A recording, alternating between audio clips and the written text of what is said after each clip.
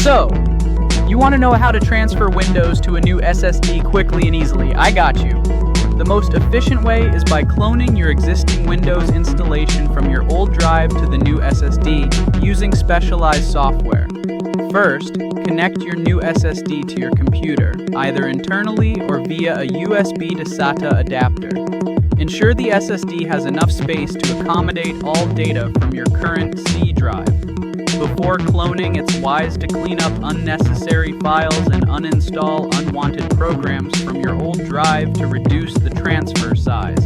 Next, download and install a reliable disk cloning tool, such as EaseUS Disk Copy, Macrium Reflect Free, or Disk Genius.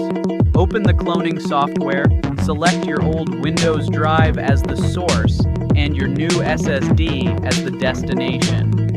Most tools offer an Optimize for SSD option.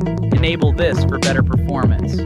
Start the cloning process, which will create an exact copy of your Windows, including the operating system, applications, settings, and personal files.